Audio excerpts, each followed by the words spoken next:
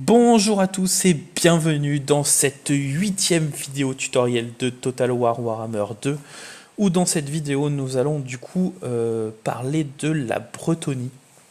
Donc la Bretonnie, pourquoi la Bretonnie?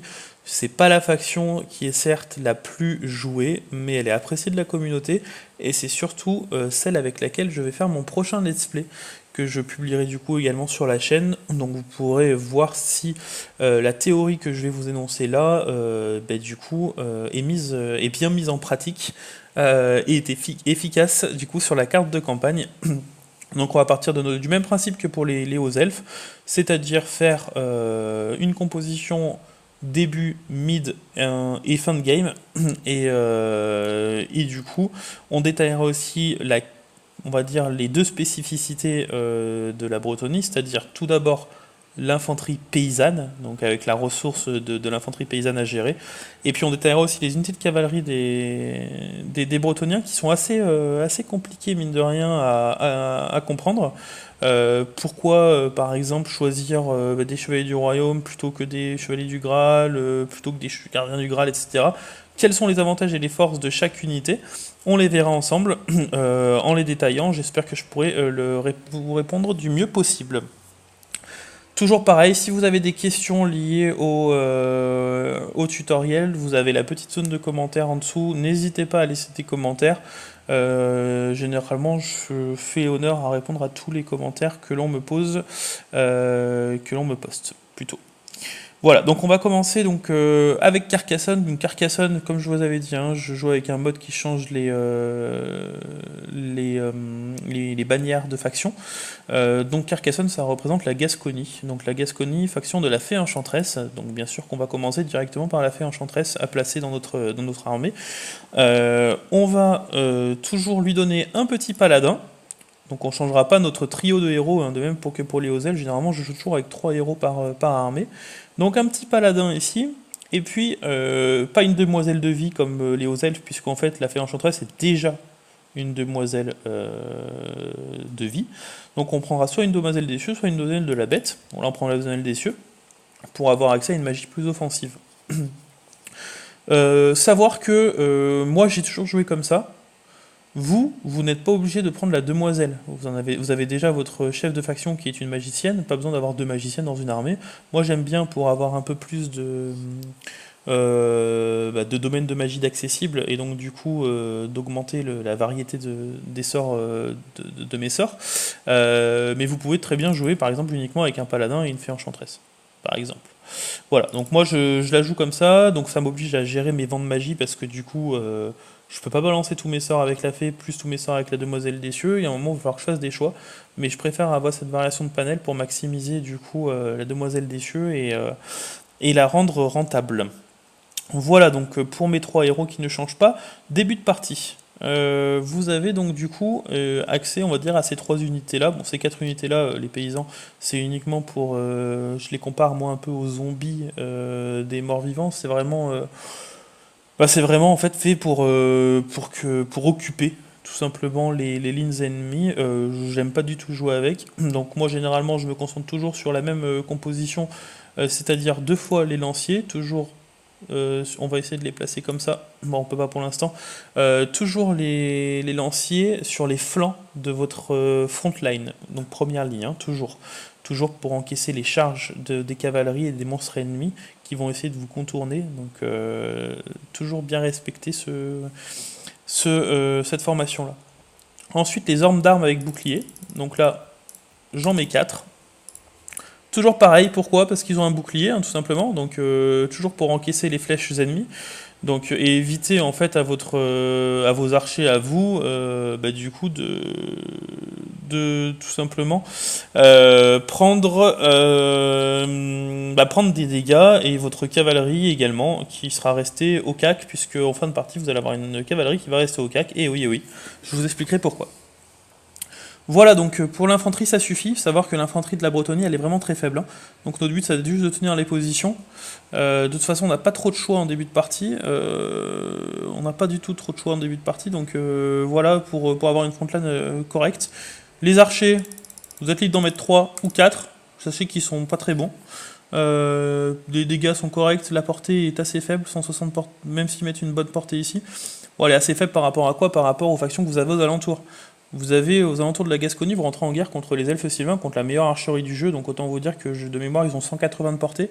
Donc vous perdrez toujours la bataille d'archers. Mais bon, ils font quand même ils font quand même le taf, ils font ce qu'il y a à faire. Donc toujours mettre des unités d'archers, de toute façon c'est toujours utile dans n'importe quelle composition d'armée, mais ça va pas être le but, ça va plutôt être les petites 7 cases qui sont restantes et qui elles vont faire le café puisque on va passer sur la cavalerie. Et oui, donc grosse particularité de la Bretonnie, c'est que vous avez la meilleure cavalerie du jeu, donc il va falloir en abuser de cette cavalerie. Sur les hauts elfes, on était resté à 2 unités de cavalerie, là on va plutôt être sur du 6, du 6 ou du 7 même. Donc on va regarder ce qu'on a. Donc début de partie, on a les chevaliers errants et les sergents montés. Les sergents montés qui sont, on va dire, une cavalerie correcte pour commencer, mais il va falloir vite les remplacer. Ils ont le déplacement d'avant-garde qui est assez sympa, puisque du coup vous pouvez les déplacer dans une forêt qui est à proximité on va dire à proximité des troupes ennemies, sans qu'ils vous voient, comme ça leur permet d'avancer un petit peu et puis vous charger. Donc, mais bon, généralement vous avez accès assez vite aux chevaliers errants, donc chevaliers errants qui sont anti-infanterie, et en plus qui ont un bouclier pour se protéger des tirs ennemis, donc assez sympa. Donc on va partir plutôt sur cette composition avec 4 cavalerie anti-infanterie, et on s'arrêtera pas là, puisque vous avez pas assez rapidement également accès aux chevaliers du royaume, qui eux sont anti-larges. Donc anti-larges, je vous rappelle, qui sont efficaces contre les monstres ennemis. Donc on partira plutôt sur cette composition-là, où du coup vous allez envoyer, pareil, vos chevaliers du royaume, un à gauche, un à droite, pour aller... Alors, enfin, vous regardez où sont placés aussi les monstres ennemis, s'ils sont tous à droite, vous les placez les deux à droite. Mais du coup, si vous voyez que c'est assez équilibré, donc un à droite, un à gauche, et surtout, donc du coup, vous les envoyez bien sur des unités larges.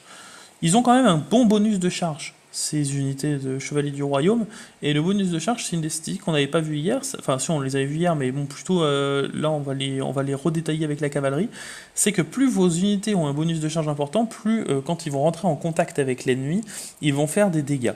Donc là, les chevaliers, vous voyez qu'ils ont 68 de bonus de charge, mais qui sont anti-large, donc qui n'ont pas de bonus contre l'infanterie, et leur attaque en mêlée, leur défense en mêlée, est assez moyenne, même si leur puissance de dame est correcte. Le but avec les chevaliers du royaume, ça va être, moi c'est ce que je vous conseille, si vous voyez par exemple que les unités ennemies n'ont pas, l'armée ennemie n'a pas de monstres, et ben il va falloir les micro-gérer ces chevaliers du royaume pour les faire charger, revenir en arrière, charger, revenir en arrière, charger, etc.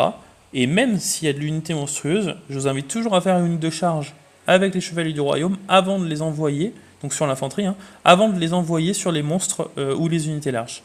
Comme ça, vous maximisez ce bonus de charge qui est énorme. Et pour les chevaliers errants, eux, pas de problème, vous les faites contourner et vous les envoyez directement contre l'archerie ou l'infanterie ennemie, puisqu'ils auront des bonus de dégâts. Et donc du coup avec la Gascogne de mémoire, alors j'ai un petit doute, je crois que vous commencez avec des chevaliers Pégase. Comme ils sont anti-large, les chevaliers Pégase, si vous en avez déjà un dans votre armée, vous pouvez enlever du coup un chevalier du royaume pour avoir toujours ces 2 unités anti-large. Attention, les unités volantes sont assez compliquées à gérer, elles sont très sensibles aux unités d'archerie ennemies, et comme vous êtes à côté des elfes sylvains, va falloir vraiment gérer leur positionnement en permanence au chevalier Pégase. Donc voilà. Je suis pas très fan des unités volantes du début de partie, les seuls qui valent le coup c'est les chevaliers hippogriffes rayo, et encore ils coûtent assez cher, mais bien gérés, ils font vraiment un taf énorme. Donc pas plus de 2 unités anti-large pour commencer. Il nous faut quand même un petit trébuchet qui en début de partie est assez utile. Donc je sais que vous commencez avec le trébuchet de terrain béni avec Louan, je crois, mais avec la fée enchanteresse, vous ne le commencez pas, ou alors c'est l'inverse, je m'excuse si c'est ça. Mais quoi qu'il arrive, prenez toujours un petit trébuchet parce que ça fait toujours plaisir. Et ça fait quand même des ravages aux lignes ennemies avant qu'elles arrivent sur votre frontline qui est, on va dire, pas énorme, pas très forte. Donc tant mieux si elle arrive en étant avec les dégâts réduits, ça permettra à vos cavaliers d'avoir des troupes en moins à charger. Voilà donc pour la composition début de partie. Donc à adapter également cette composition si jamais avec les Bretoniens vous on va dire rentrez rapidement en guerre contre les morts vivants. Si vous rentrez rapidement en guerre contre des factions qui jouent pas mal d'unités monstrueuses, donc à proximité de vous, il n'y a pas énormément de choses. Il y a peut-être les orques qui ont de la cavalerie, mais Il y a le chaos, mais le chaos, les Nordiques, ils sont assez loin de vous. Vous avez des humains au sud, donc les humains au sud n'ont pas trop d'unités monstrueuses. Si jamais vous avez une faction que vous rencontrez et vous n'avez pas encore accès à tout le panel des grosses unités bretonniennes, n'hésitez pas à enlever 2 chevaliers errants pour les remplacer par des chevaliers anti-large, hein. C'est pareil, vous adaptez votre composition toujours en fonction de l'ennemi contre lequel que vous rencontrez. Vous allez rencontrer des rois des tombes, vous n'allez pas avoir beaucoup d'anti-infanterie, vous en laissez 2, et vous mettez 4 fois des chevaliers du royaume, ou alors un chevalier Pégase et 3 chevaliers du royaume, comme c'est indiqué là. Mais le but, ça va vraiment de casser les monstres ennemis le plus rapidement possible. Voilà donc pour cette composition début de partie. On va passer plutôt maintenant sur une composition milieu de partie, donc on ne change pas nos héros. Ils sont toujours là. On aura plutôt accès cette fois, alors en milieu de partie, il y a des hommes d'armes lanciers avec bouclier, et après des hommes d'armes, armes d'as qui n'ont plus de bouclier mais qui sont perce armure. Donc pareil, donc milieu de partie, vous prenez cela, fin de partie, vous prenez cela, c'est ce qui va changer principalement entre le milieu et la fin de partie, donc on va directement faire les 2 en 1, on va dire. Donc 2 unités d'armes d'as, toujours sur les flancs, ça ne changera pas. Là, ce qui va changer, c'est que vous allez avoir accès aux pèlerins de bataille. Donc les pèlerins de bataille, vous avez 2 possibilités à alterner selon toujours pareil la composition d'armée que vous affrontez. Donc les pèlerins de bataille, c'est pareil, ils ont des boucliers. Donc le but sera toujours d'encaisser les tirs archers ennemis. Donc si vous avez, on va dire, des armées en face qui ont énormément d'archers, hop, vous en mettez 4. Toujours pareil.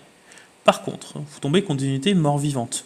Ça va arriver, à un moment vous allez tomber en guerre contre les morts-vivants, ou contre les nains qui n'ont pas non plus énormément d'unités d'archers. Il faudra bien regarder sur les armées que vous affrontez. Mais si vous voyez que l'archerie ennemie est faible, à ce moment-là vous en enlevez 2, et vous rajoutez 2 écuyers à pied qui sont des unités anti-infanterie, celles-là, qui causent de nombreux dégâts. Donc, du moment où elles arrivent au cac, elles font le café. Mais, du coup, ça oblige à ce qu'elles ne prennent pas les tirs ennemis, donc qu'il y ait une archerie qui soit réduite pour l'adversaire que vous rencontrez. Donc à adapter, soit 4 pèlerins de bataille, soit du 2-2-2. C'est vous qui adapterez, on va laisser comme ça pour, on va dire, diversifier un peu l'armée. Pour l'infanterie, ça ne changera pas. Alors après, vous avez toujours les unités de renom hein, que là, mais vous en avez une seule par unité, donc là, vous la remplacerez, elles sont au top, hein, je ne vais pas les détailler dans ces vidéos-là. On verra de façon directement en carte de campagne comment les maximiser. Au niveau des archers, toujours pareil, en fin de partie, je joue plutôt avec 3 archers que 4. Et généralement, je prends toujours, et là on n'avait pas vu hier, les spécificités d'attaque empoisonnée.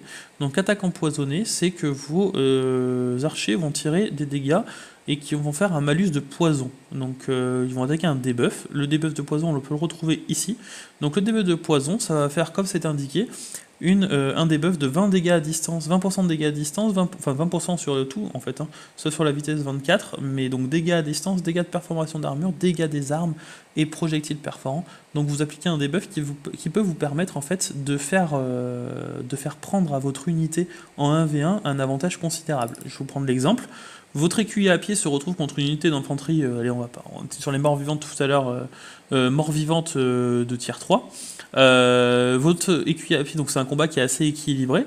Si vos archers paysans appliquent un debuff à l'unité ennemie, vos écuyers à pied vont prendre le dessus et ça va permettre en fait à vos écuyers à pied de gagner le 1v1 et du coup de gagner le 1v1 pour tous vos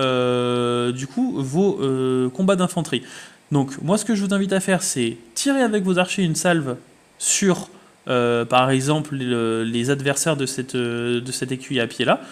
Une fois que la salve est arrivée, vous changez, vous tirez sur les adversaires de cet écuyer à pied là, et puis vous alternez afin que le debuff soit présent sur chacun des 2 unités en face, afin que vos 2 écuyers à pied prennent l'avantage sur leur combat direct. Et c'est assez sympa, mais donc ça vous oblige à micro-gérer ces archers paysans là. Et les 2 autres archers, je les prends en dégâts à feu, si vous voulez, donc attaque enflammée, puisque les dégâts sont boostés. Donc là, vos deux archers auront pour but de faire le maximum de dégâts sur les troupes ennemies avant qu'ils arrivent au cac. Voilà donc comment je la joue en termes d'infanterie.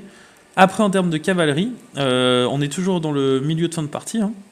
On aura accès du coup au panel des chevaliers de la quête, chevaliers du Graal et gardiens du Graal. Donc la différence entre les 3. qu'est-ce que ça va être? On va partir du principe que on garde nos 4 unités anti-infanterie. Qui sont ici.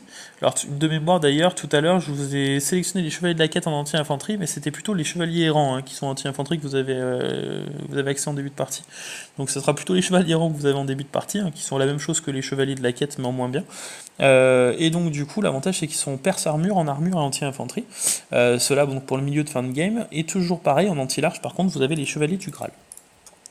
Donc les chevaliers du Graal, qui sont de la même façon que les chevaliers du royaume, anti-large, donc avec pour but de contourner l'ennemi, de lancer des charges, puisque leur bonus de charge est énorme, et après de vite aller sur l'infanterie monstrueuse ennemie, et vos chevaliers de la quête, qui eux vont devoir toujours pareil, contourner l'ennemi, et aller attaquer l'archerie ou l'infanterie ennemie. Vous avez la possibilité, du coup, d'avoir des gardiens du Graal. Les gardiens du Graal, c'est l'unité la plus coûteuse des Bretoniens, et elle a un taf qui va être complètement différent des autres unités de cavalerie. Puisque votre... alors j'en mets 2 là, mais ça ne veut pas dire qu'on en mettra dans notre armée. Les gardiens du Graal, ils vont servir en fait à renforcer votre première ligne. Puisqu'on voit en fait qu'ils n'ont pas un bonus de charge qui est énorme, ils n'ont que 38 de bonus de charge. Ils ont une armure qui est énorme par rapport à leurs concurrents, puisqu'on voit un peu les stats. Alors je vais mettre plutôt ici pour qu'on voit toutes les stats.